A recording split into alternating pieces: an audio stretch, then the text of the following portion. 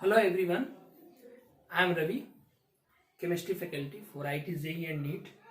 Basically lockdown में सारे लोग घर पे ही हैं और घर पे ही रहें, स्टे होम स्टे सेफ। इस वजह से बहुत सारा चीज़ डिस्टर्ब्ड है, बहुत सारा चीज़ रुका हुआ है, पढ़ाई लिखाई रुका हुआ है।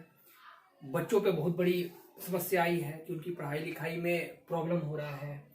और जो क्लासरूम में एक रियल फायदा होता है बच्चों को, वो ऑनलाइन होने में अभी टाइम लगेगा, राइट? तुरंत से मैं ऐसा नहीं कर रहा हूँ कि चेंज नहीं हो सकता है। आज से जब 20 साल 25 साल पहले कंप्यूटर नहीं था तो लोगों को अभी भी मतलब अचंभा लगता था कि क्या है। तो ये टेक्नोलॉजी धीरे धीरे डेवलप होगी, बट अभी भी बहुत सारे गाँव में, बिहार में खास करके हम लोग हैं, गाँव में नेटवर्क का प्रॉब्लम है, डाटा सही से नहीं है, 1 GB के लिए पैसा लगता है, बहुत सारा चीज़ है। बारिश आई आंधी है तो नेटवर्क नहीं हो रहा है। तो ये सारे प्रॉब्लमों को ओवरकम करने में अभी टाइम लगेगा, तब जाके धीरे धीरे ऑनलाइन प्लेटफॉर्म पे ट्रांसफर हो सकता है सारा चीजें। जैसे कि ऑलरेडी हम लोग 1 महीने से जूम ऐप के थ्रू पढ़ा रहे हैं, बट बच्चों का संख्या कम है। प्रॉब्लम होता है कि उनको आवाज नहीं आ रही है सर, कभी वीडियो नहीं आ रहा है सर, कभी डाटा खत्म हो जा रहा है सर, घर में 2 बच्चे हैं, 3 भाई बहन है, सबको पढ़ना है ना। इसलिए जो भी है अभी टाइम लगेगा। एक बार ऑफलाइन क्लास स्टार्ट हो जाए तो हम लोग दोबारा से सारा चीज स्टार्ट करेंगे। बट फिर भी जो अभी लोग बच्चे घर पे हैं वो क्लास अभी 10th पास करके 11th में जा रहे हो, या 11th से 12th में जा रहे हो, या 12th का पास करके मतलब 1 साल और ड्रॉप आउट करना चाहते हो, सबके लिए घर पे टाइम वेस्ट करने का कोई मतलब नहीं है। इस लॉकडाउन में जो टाइम वेस्ट करेगा वो एक ज्यादा क्या बोले लॉस में रहेगा कंपेयर टू जो इसका इस्तेमाल कर रहे हैं, है ना। तो उतना इफेक्टिवली इस्तेमाल हो या ना हो, आप कितना मैक्सिमम इस्तेमाल कर सकते हो उस पर फोकस करना चाहिए, है ना। तो बेसिकली मैंने पहले बोला कि जूम से अगर आप जुड़ना चाहते हो या ऑनलाइन क्लासेस के थ्रू जुड़ना चाहते हो तो मुझे व्हाट्सअप कर सकते हो आप नंबर अपना, या फिर कमेंट में वो करो, अपना नंबर लिख के भेजो आप, ठीक है। तो मैं यहाँ बात करूंगा क्लास 11th का आज फर्स्ट, एक तरह से बोल सकते हो आप, इंट्रोडक्शन और स्ट्रैटेजी के बारे में। मैंने अपना नाम बताया, मैं पटना में पढ़ा रहा हूँ, राइट। तो बेसिकली मैं सबसे पहले बात करना चाहूंगा कि what you want to become.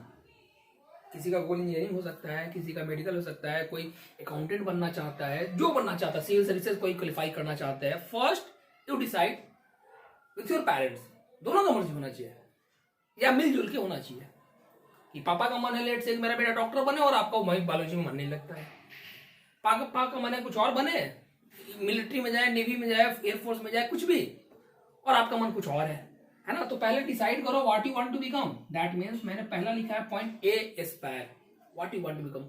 कभी कभी ऐसा होता है कि आपको पता नहीं चलता है कि आप आगे चल के क्या करना चाहते हो, राइट, कि कब क्या हो जाएगा, we do not know, but at least you should have some goal. Aspire का मतलब गोल, एम क्या है आपका।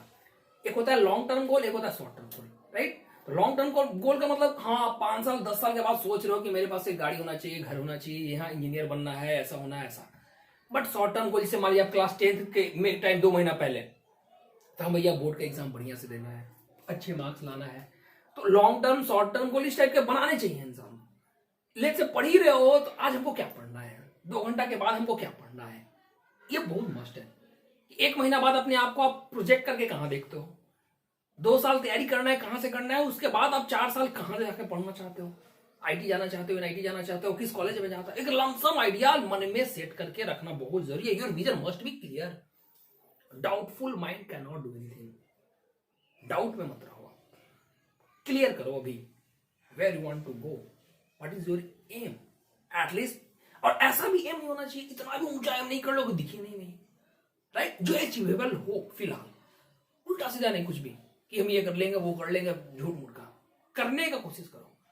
उसको जो अचीवेबल हो एटलीस्ट, सबसे राय मशवरा लेके क्या कर सकते हैं, ये हम इस पे आएंगे। इस पे पहला एम कहां जाना है, कहां जाना है, where you want to go, right, कहां हो आप, एसएस मतलब ये करना जरूरी है कि ठीक है भैया आपको इंजीनियर बनना है, ये करना होगा। आप बोलोगे कि हमको अमेरिका जाके पढ़ना है अभी, अरे आप एसएस करोगे ना पहले कि आपके पास क्या रिसोर्सेज हैं, आपके घर पे क्षमता है, वहां जाके अफोर्ड करके पढ़ाई लिखाई, ये तो ये आपने वहां रॉन्ग गोल सेट कर लिया आपने। 4 साल के बाद हमको वहां से बीटेक डिग्री लेना है, ले सकते हो अगर आपके पास एसएस है तो, राइट। बोलोगे सर ऐसा थोड़े होता है कि गरीब आदमी एकदम बिल्कुल जाकर, अरे जा सकता है यार, but you have to realise first no कि उतना मिनिमम पाने के लिए हमको मिनिमम रिसोर्सेज चाहिए। आपने प्लान बना लिया कि बीटेक करना है, वहां से अमेरिका से यूएस से करना है, तो उसके लिए मिनिमम पढ़ाई होना चाहिए, एग्जाम क्वालिफाई होना चाहिए, सब कुछ होना चाहिए ना जाके वहां करने के लिए। स्कॉलरशिप नहीं मिली तो फी अफोर्ड कर पाओगे, तो एसएस मस्ट है। रिसोर्सेज कहाँ पे हो, 10th में फेल कर दियो, बोलोगे हमको कि 4 साल बाद आईटी मुंह में जाना, अरे पहले तो 10th पास करोगे उसके बाद तब ना। इट इज एसएस, पहचानो पहले कहाँ है। मन लगता है मैथमेटिक्स में ले लोगे बायोलॉजी, ये गलत हुआ ना, आपने एसएस गलत किया आपने आपको। मैं नहीं कहूँ कोई बहुत वो होता है, सबके पास कुछ ना कुछ है, तो एसएस करना जरूरी है।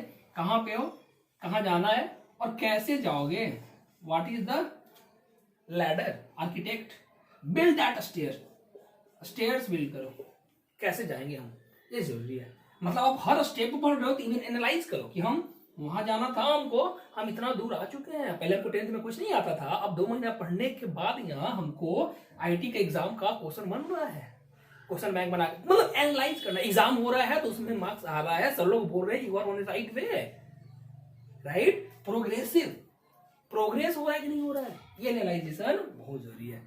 तो कैसे जाना है, कहां पे जाना है, कहां पे है, ये तीनों ट्रिपल ए हम बोलते हैं इसको, ये जरूरी है। अब आ जाइए, और भी कुछ पॉइंट्स है जिसके बारे में मैं डिस्कस करूंगा आज के लेक्चर्स में, वीडियो में, क्लास जो है प्रॉपर नेक्स्ट क्लास से, राइट। पहला है टाइम मैनेजमेंट, बहुत लोग इसमें फंस जाते हैं, 24 घंटा को मैनेज करने नहीं आ रहा है भाई, आप इसी को तो मैनेज करोगे तभी तो आप विनर बनोगे, एवरीवन हैज 24 आवर, राइट। तो अगर हम स्टूडेंट्स का बात करें, सपोज लेट से कोई इंजीनियरिंग का तैयारी कर रहा है, उसको फिजिक्स केमिस्ट्री मैथ 3 चीज पे अच्छे से फोकस करना है। बोलोगे बोर्ड, यस बोर्ड को भी क्वालिफाई करना है, बट बोर्ड का लेवल 12th बोर्ड भी आपका होगा, बट उसका लेवल इससे डाउन होगा। तो आप ऑलरेडी इसका तैयारी कर रहे हो टफ लेवल का, तो बोर्ड में ज्यादा दिक्कत होगा नहीं, इंग्लिश लो, पेंट लो, कंप्यूटर लो, जो लेना है लो, आराम से हो जाएगा। तो ये मेन 3 सब्जेक्ट है। अब ये सपोज तीनों सब्जेक्ट में तीनों का अपना अपना ब्यूटी है, फिजिक्स केमिस्ट्री मैथ का, मैथ को सबसे ज्यादा टाइम चाहिए होता है, फिजिक्स को उसके बाद टाइम चाहिए होता है, सबसे कम केमिस्ट्री को टाइम चाहिए होता है। और जब मैं केमिस्ट्री का फैकल्टी उसके बाद बोल रहा हूँ केमिस्ट्री सबसे कम पढ़ना है, आप कम टाइम देके उतना ही नंबर ला सकते हो या इवन उससे ज्यादा ला सकते हो, स्कोरिंग सब्जेक्ट बोलते हैं उसको। तो अब तीनों का टाइम डिवीजन कैसे होना चाहिए, राइट। लेट से एक प्रॉपर रूटीन बनाना जरूरी है, टाइम मैनेजमेंट का मतलब रूटीन बनाना जरूरी है। रूटीन बनाने में मैं हेल्प कर सकता हूँ, सब लोगों का अलग अलग हो सकता है। लेट से कोई 7 बजे उठ रहा है तो 7 to 7:30 लेट से इसका वेकअप फ्रेश जो कहो आप रेडी हो रहा है। 7:30 से लेके अगर सपोज 9 बजे तक कोई पढ़ रहा है 1 आवर, तो आप यहां पे लिखो अ स्टडी 1.5, ओके। अब 9 से लेट से उसने 10 1 घंटा आप देखोगे कि 1 घंटा भी टाइम दे रहे हैं ना खाना नाश्ता के लिए, तो भी समय ब्रेकफास्ट, ये हो गया। सपोज 10 से आपने बना लिया लेट से 12 स्टडी, लेट से 15 मिनट का ब्रेक लेके आपने 12:15 से 1:15 तक लेट से बना लिया ये स्टडी, तो यहाँ पे 1 आवर निकला, यहाँ पे 1 आवर निकला, 10 से 12 2 घंटा, यहाँ पे निकला 1 घंटा, राइट। आप लेट से 1:15 से लेके 2:30 तक, या लेट से इसको 3:15 ही क्यों ना बना लो, आप 3 बजे तक बना लो लेट से। लंच प्लस रेस्ट करते हो, मैं जनरल आइडिया दे रहा हूँ, इसे आप जितना ज्यादा यूटिलाइज करोगे उतना ही बढ़िया है। कुछ बच्चा भाई 15 मिनट वेस्ट करता है, खाना खाया फिर से पढ़ाई में लग गया। मैं एक जनरल बात कर रहा हूँ कि आप इतना भी मैक्सिमम वेस्ट करते हो या यूटिलाइज करते हो। 3 से लेट से फिर 5 बैठ गए स्टडी, ये 2 घंटा। लेट से 5 बजे तक से 6 बजे तक आप ब्रेक ले रहे हो, 6 से कंटिन्यू फिर आप बैठ रहे हो 8:30 तक, तो यहाँ 2 घंटा निकला। यहाँ पे फिर अभी आप स्टडी लिखो 2.5 निकला। अब 8:30 to 9:30 लेट से आप डिनर में दे रहे हो टाइम, राइट, 9:30। और फिर 9:30 से क्या करना है, फिर 9:30 से लेट से 12:30 तक स्टडी, तो यहाँ कितना निकला 3 आवर। 12:30 से लेके 7 स्लीप, सो आप कितना घंटा हो गया, 6.5 घंटा। 6 से 7 घंटा आइडियल समय है, 6 से कम नहीं सोना है, पागल नहीं होना है, 7-8 से ज्यादा सोना नहीं है, तो 6.5 घंटा आइडियल मेरे हिसाब से है। मैंने रफली बनाया, थोड़ा बहुत आगे पीछे हो सकता है, किसी को सुबह पढ़ना है 4 बजे उठ जाए, 10 बजे सो जाए, राइट। Variation is possible. कोई टाइम यहाँ बचाना चाहता है, कोई इधर बचाना चाहता है, जहां बचाना सब बचा सकते हो आप। मैं रफली बता रहा हूँ कि हुआ क्या। 3 घंटा यहाँ निकला, 1.5 घंटा यहाँ निकला, 4.5, 2, 6.5, 1, 7.5, और यहाँ देखो 7.5 और 2.5, 10 तो 12 घंटा हो गया। अब आया हमारा टोटल 12 आवर, है ना। तो 12 आवर को मैं बोलूंगा लेट से। अब 12 आवर को कैसे बांटना है आपको, मैथ्स को आप दे दो 5 आवर, फिजिक्स को दे दो 4 आवर, केमिस्ट्री को दे दो 3 आवर, हो गए 5 4 9 3 12, एकदम परफेक्ट है। ये होना चाहिए 5 4 और 3। लेट से किसी का 13 निकल रहा था अगर घंटा, और 13 निकल रहा था तो इसका 5 करते, यहाँ पे बांट देते, इसको 5 ही रहते, इसको 4.5 कर देते, इसको 3.5 कर देते, ये जो भी है। या इनफैक्ट इसका फिजिक्स और मैथ बढ़िया है, केमिस्ट्री बहुत बेकार है, केमिस्ट्री में समय बढ़ा दो। इसका केमिस्ट्री ऑलमोस्ट ठीक ठाक है, या लग रहा है कितना पढ़े मेरा हो गया काम, राइट। तो आप मैथ में बढ़ा दो, फिजिक्स में बढ़ा दो। इसके अलावा जो भी इतना तो नहीं कर रहा ना कम से कम 12 घंटा, ये होना ही चाहिए। आप IIT JEE का तैयारी कर रहे हो और सोचोगे कि 6 घंटा में पढ़ के हो जाए काम हमारा। देखो कुछ बच्चों का IQ बहुत तेज होता है, मानते हैं, दे आर ब्रिलियंट, जीनियस बोल सकते हो आप उसको। अरे भाई तो 6 घंटा पढ़ के अगर कोई बोले कि सर मेरा 6 घंटा में सब काम हो जाता है, तो लेट से तुम 6 घंटा पढ़ के तुम्हारा मार्क्स आ रहा था 80%, तो अगर तुम इसको 6 की जगह 12 घंटा कर दोगे तो तुम्हारा 80 से बढ़ के 90 नहीं होगा। कहां जाएगा ये 6 घंटा आपने टाइम इन्वेस्ट किया, where it will go, output तो दिखना चाहिए ना भाई। कहां जाएगा ये, एकदम जाएगा ही जाएगा। तो मेरा ऐसा मानना नहीं है कि भाई जो कम में ही करके निकल लिया, अरे कम में निकल जा रहा है तो इट्स गुड, बट अगर और ज्यादा कर लोगे तो बुरा नहीं ना होगा, अच्छा ही होगा। बोलोगे सर खेलने कूदने का समय, अरे खेलने कूदने का समय गजब बात कर रहे हैं यार। 2 साल आपको तपस्या करना ही करना है। बिकॉज मेरा मानना है, भले ही कोई कोचिंग 6 से 7 से पढ़ाना शुरू कर दे, तो गलत नहीं है वो, बट फिर भी 11 12 10th तक मैं बोलता हूँ कोई बच्चा बिल्कुल जीरो है, एवरेज है, नहीं ढंग से पढ़ पाया, 9 10 को नहीं मिल पाया मौका, गांव में था। तो बहुत सारे बच्चों हम लोगों ने देखा जो गांव के हैं, गरीब हैं, झोपड़ी है, उसके बावजूद 2 साल अगर अच्छी से मेहनत करें तो टॉपर बन सकते हैं। बिहार टॉपर, इंडिया टॉपर क्यों नहीं बन सकते हैं, राइट, बन सकते हैं, है ना। जैसे कि अगर हम बात करें तो ये टाइम मैनेजमेंट क्यों ऐसा बोल रहे हैं, जैसे मान लीजिए जेई जो है, जेई में IIT में क्या होता है कि सबसे पहला एग्जाम हुआ मेंस का, तो मेंस में करीब 12 लाख लोग अपियर होते हैं। मेंस में करीब 12 लाख लोग अपियर होते हैं जेई मेंस में। अब 2 बार एग्जाम होता है, 12 लाख से छट के 2.5 लाख आ रहा है, और 2.5 लाख से छट के सपोज 15,000 के आसपास आ रहा है। तो एग्जामिनेशन तो टफ है भैया, बहुत टफ है, राइट। बट इतना भी टफ नहीं है कि क्वालिफाई नहीं कर सकते हैं, क्योंकि जो बच्चे क्वालिफाई कर रहे हैं वो आप ही के जैसे 2 हाथ पैर वाले हैं, अलग नहीं है कुछ।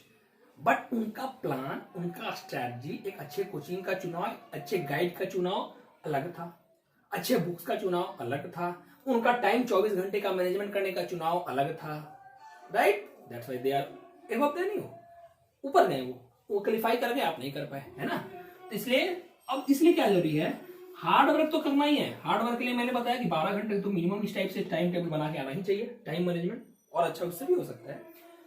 तो हार्ड वर्क तो करना ही है, उसके साथ स्मार्ट वर्क मिक्स करना है। स्मार्ट वर्क उसको बोलते हैं, जैसे आपको 2 बुक बोला गया करने को, एक बुक पता है कि बहुत टफ लेवल का है, दूसरा बुक बहुत लो लेवल का है ना। आपने कोई टॉपिक पढ़ा, बोलोगे कि हम सीधे हम उसी को, अगर लेट से सीधे हम टफ बुक उठा लें बिना अपने टीचर से बात किए, अगर आपके टीचर बोलते हैं वो जज कर लिए हैं आपको कि आपका पोटेंशियल है, you can directly do this, तो ओके है।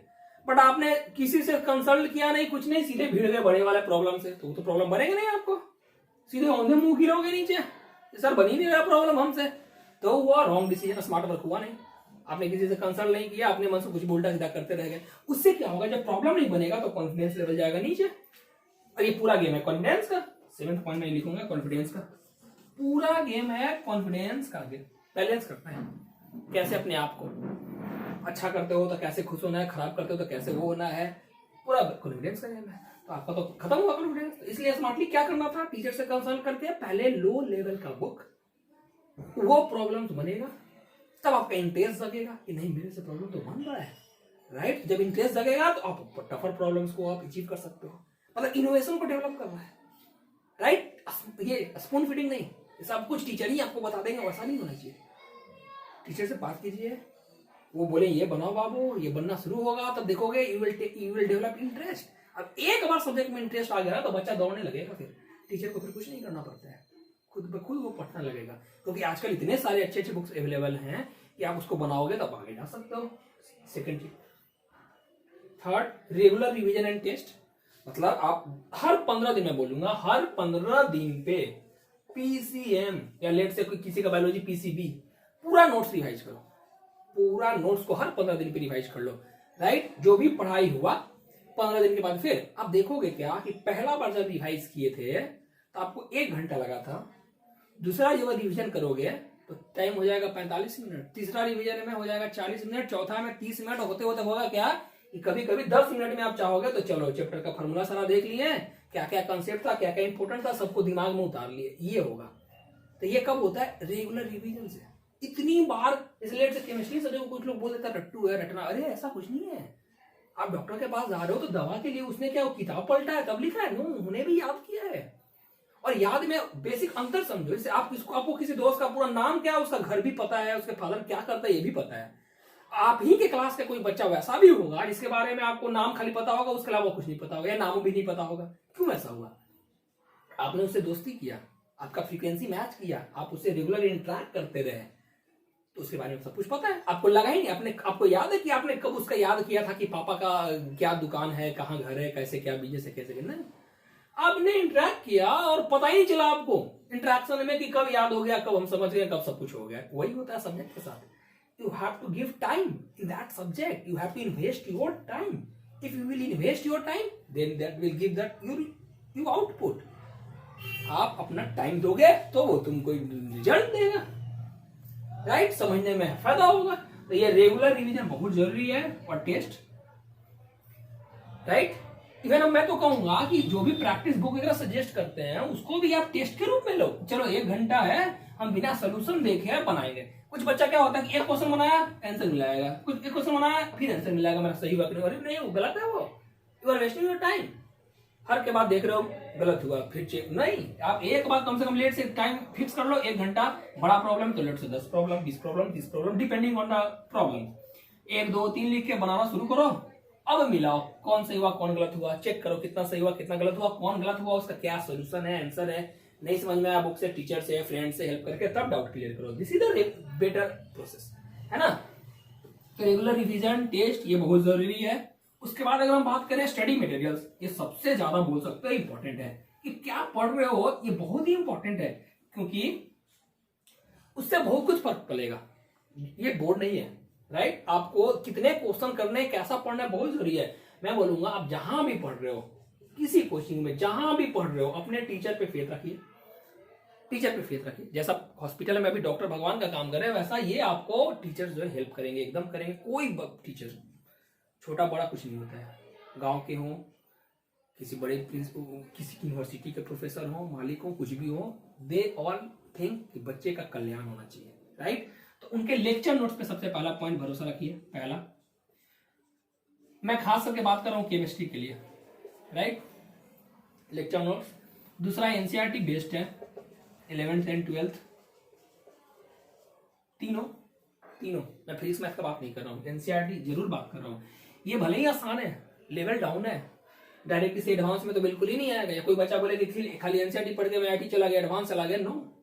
बट ये बताएगा आपको कि हमको मिनिमम इतना आना चाहिए, रेफरेंस बुक के रूप में इतना मिनिमम हमको आना ही आना है, इसलिए एनसीईआरटी मैंने बोला। तीसरा पॉइंट आप बोल सकते हो प्रॉब्लम बुक। प्रॉब्लम बुक जो है मैं बोलता हूं अवस्थी फिजिकल के लिए, ऑर्गेनिक के लिए चौहान, यह है एमएस चौहान, यह है नरेंद्र अवस्थी, राइट। ऑर्गेनिक के लिए एमएस चौहान, ये सब प्रॉब्लम बुक है ये दोनों। और वीके जायसवाल इनऑर्गेनिक के लिए ये प्रॉब्लम बुक है। अगर आप चाहते हो थ्योरी वगैरह पे भी ध्यान देना तो नोट्स ही काफी है, अदरवाइज आप इसके लिए पढ़ सकते हो एलजी वेड है, या पढ़ सकते हो सोलोमन्स है, या पीटर साइक्स है, या क्लेडन है, 4-5 में कोई सा भी एक बुक। ओपी टेंडन वगैरह भी देख सकते हो इनऑर्गेनिक के लिए, अदरवाइज एनसीईआरटी और ये problem book more than sufficient हो जाएगा, कोई दिक्कत नहीं है। उसके बाद previous years question bank, JEE का हो, नीट का तैयारी करें, नीट का हो, ये बहुत बनाना जरूरी है। कभी कभी ये सीक्वेंस ऊपर भी रख सकते हैं, बट मेरे हिसाब से पहले प्रॉब्लम बुक बना लेना चाहिए। इसका एनसीईआरटी का प्रॉब्लम प्लस सब कुछ थ्योरी भी, फिर इसके बाद प्रॉब्लम, अब आपको अच्छा कमांड हो गया, तब आप भिड़िए जेई में क्या पूछा है। जेई का क्वेश्चन रिपीट नहीं होगा, बट फिर भी आपको एक आइडिया मिलेगा कि अच्छा हमसे अब इस टाइप का क्वेश्चन बन रहा है, उसी टाइप का तो पूछेगा। ऐसा नहीं कि बहुत ज्यादा इनफिनाइट कंसेप्ट है, लिमिटेड कंसेप्ट है जिस पे बेस्ट क्वेश्चन पूछते हैं जेई में, एम्स में, नीट में, जो भी बोलो। तो आप बना के देखो कि हमसे कितना बन रहा है, हम कितने पानी में एनालाइज करो, हो पा रहा है हमसे, नहीं हो पा रहा, नहीं हो पा रहा है एकदम नहीं, बहुत ज्यादा प्रॉब्लम हो रहा है, टीचर से बात करिए, स्ट्रैटेजी चेंज करेंगे। आपको हो सकता है आसान बुक पता है, फिर मैं ये नहीं करूँगी ये इससे आसान बुक, इससे टफ बुक, सब आपके लेवल से मैच होना चाहिए। जैसे फिजिक्स के रेशियो बहुत अच्छे बुक बोलते हैं, बट उसके अलावा भी बुक है, रेसनिंग क्रेडिट इरोडो जो भी है, तो आपका फ्रीक्वेंसी उस बुक से मैच होना चाहिए। मैथ्स का बात करोगे तो आरएस मसले बहुत सारे बुक्स हैं, हायर लेवल, लोअर लेवल, सब आपका फ्रीक्वेंसी किस बुक से मैच करता है, आपके टीचर आपको प्रॉब्लम देंगे, जज करेंगे, फिर सजेस्ट करेंगे। मैं ये जनरलाइज बात कर रहा हूँ जो अभी इंडिया में बेस्ट चल रहा है, और इस हिसाब से ही चलना चाहिए। अब जिस कोचिंग में बोलोगे सर उसका मटेरियल्स, भाई आपको लगता है उसका मटेरियल बहुत अच्छा है, तो फिर अपना आगे पीछे अपने टीचर से बात करके सीक्वेंस फॉलो करो, किस सीक्वेंस में डाले। बट मेरे हिसाब से बुक्स बहुत ज्यादा अच्छे हैं, बुक्स पढ़नी चाहिए, राइट, बुक्स पढ़ने चाहिए, बुक्स के थ्रू बनाना चाहिए प्रॉब्लम सारा। और ये सारी बुक्स में बहुत ही कम एरर है, ना के बराबर एरर है ना, स्टडी मटेरियल्स। नेक्स्ट मैं बात करूंगा पेशेंस विथ मार्क्स, ये बहुत जरूरी है। लेट से कोई टेस्ट दिया आपने, आपका आया 100 में 40%, राइट, हमेशा कंपेरिजन करो आपके बैच में क्या मार्क्स जा रहा है, अपने टीचर से कंसल्ट करके सर इस पेपर में कितना मार्क्स आना चाहिए था, तो पता चला कि नहीं 70% तक आ सकता था आराम से, तब आप अपने को थोड़ा सा वो करो, मोटिवेट करो, कोसो भी, गाली भी दो पीछे जाके, अरे इतना बेवकूफ तुम, इतना किसे कैसे गलती कर दी है, सीधी बात करो, टॉक टू योरसेल्फ, इंट्रोस्पेक्शन। तो कम मार्क्स आया तो बहुत ज्यादा घबराना नहीं है, उसको अगले में हम सुधार लेंगे, ये एक पॉजिटिव एटीट्यूड के साथ आगे बढ़ना है। अब बहुत ज्यादा भी मार्क्स आ गए, लेट से क्लास के टॉपर ही तुम बन गए, तो ये गलत फहमी में नहीं रहना है। 10th तक तुम टॉपर थे तो सोचो कितना स्कूल है यार, 2-3 लाख का स्कूल है, सब लोग का बच्चा कोई ना कोई तो टॉपर ही है ना, तो उछलो मत ज्यादा, राइट। पेशेंस बहुत जरूरी है, एकदम शांति से, इत्मीनान से, पोलाइट बच्चों को ही हम लोगों ने आगे निकलते हुए देखा है, एकदम शांति से अपने काम में लगा हुआ है, बहुत ज्यादा खुश भी नहीं हो रहा है ज्यादा नंबर आने से, ना बहुत ज्यादा घबरा के फ्रस्ट्रेट हो रहा है, डिप्रेस नहीं हो रहा, क्योंकि इस दरमियान 2 साल में सीरियसनेस बहुत जरूरी है। बट सीरियसनेस का मतलब यह नहीं होता कि हंसना भूल जाओ आप, हंसना भूल जाओ आप, परेशान हो, बुक्स नहीं खो जाओ आप, ऐसा भी नहीं होना चाहिए, राइट। तो ये बहुत जरूरी है patience. Competition is not board exam, इसका मतलब क्या है कि आप अभी तक बोर्ड में थे तो आप लोगों का आदत था 90%, 95%, 80%, इतना बढ़िया बढ़िया मार्क्स लाने का, बट यहाँ ऐसा नहीं है, अंतर है। बोर्ड में 30% का मतलब होता है फेल, राइट, 80% का मतलब होता है एवरेज बोर्ड में, बट यहां कुछ और सिचुएशन, यहां 30% का मतलब है पास, 80% का मतलब है तो टॉपर। जिला टॉपर तो मैं श्योर बोल सकता हूं 80% पे, 80-80, ये मैंने जेई का सब डाटा बता रहा है कि 30 से 35% के आसपास कट ऑफ जाता है मेन से एडवांस, 50% प्लस में आपको अच्छा आईटी में एडमिशन मिल जाता है। तो ये क्या हुआ, इसका मतलब कि बोर्ड नहीं है, आपको अपने आप को संभालना होगा कि नहीं मेरा मार्क्स तो कम उठेगा। जरूरी है कि सब 100 में हम 90, 95, बहुत इजी पेपर हो तो बात अलग है, अपने टीचर से बात करना होगा आपको कि सर इस पेपर में कितना मार्क्स जेई के हिसाब से उठाया जा सकता है और मैं कितना ला रहा हूं, तब उसके हिसाब से mindset is very much required. Mindset एक पॉजिटिव होना चाहिए, उसके हिसाब से ट्यून होना चाहिए। आप अभी भी 10th वाला बच्चा टाइप वाला दिमाग सेट से मत चलो, तो फिर आपको डेली रुलाएगा वो। देखा हम लोगों ने बच्चों को रोते हुए, हम स्कूल के टॉपर थे, 90%, 95% आता था, यहाँ नंबर ही नहीं आता है 10। अरे भाई पेपर ऐसा ऐसा होगा ना कि निगेटिव में आएगा मार्क्स, तो उसको निगेटिव मार्क्स को कैसे पॉजिटिव में बनाना है, ढंग से करना होगा। Counselling is very much required. तो competition is not board confidence, मैंने बोला ही पूरा कॉन्फिडेंस है ना, बहुत लोगों को होगा बोर्ड आपको बुला दिया जाए स्टेज पे, 4 बोली नहीं निकलेगा ढंग से, तो वो होना चाहिए। एग्जाम में क्या होता है ना, पैनिक नहीं होना है, एक साथ इतने लोग बैठे हैं, नर्वस नहीं होना है। बहुत ऐसा होता है बच्चा 2 साल बहुत जबरदस्त तैयारी किया, लास्ट दिन जाके गलत परफॉर्म कर दिया, तो कॉन्फिडेंस नहीं होना है और नर्वस को कंट्रोल करना है, एंग्जाइटी नहीं होना चाहिए, नर्वसनेस नहीं आना चाहिए उस दिन की हावी हो गया, इतना ज्यादा नर्वसनेस कि आपसे बनता हुआ क्वेश्चन गलत हो गया। इसलिए पूरे पढ़ाई के टाइम में रेगुलर कॉन्फिडेंस हम लोग दिलाते रहते हैं, हर टाइम बच्चों को मोटिवेट करते रहते हैं, उसके अंदर कॉन्फिडेंस भरते रहते हैं, ताकि नॉर्मल बच्चा, एक एवरेज बच्चा, गरीब बच्चा भी बहुत अच्छा कर जाता है। बहुत जरूरी है कॉन्फिडेंस का होना, राइट। ओवर कॉन्फिडेंस नहीं, ओवर कॉन्फिडेंस आपको नुकसान करेगा, बट बिना कॉन्फिडेंस का तो आप काम ही नहीं कर सकते हो। मतलब आईक्यू तो एक सर्टेन चाहिए ही चाहिए, बट साथ में टीचर का सपोर्ट, मोटिवेशन, कॉन्फिडेंस चाहिए। आपको नर्वस नहीं होना है, इंटरनल एग्जाम हो या लास्ट फाइनल एग्जाम हो। ओके ठीक है, अब से नेक्स्ट क्लास में कंटिन्यू करेंगे टॉपिक्स। Thank you.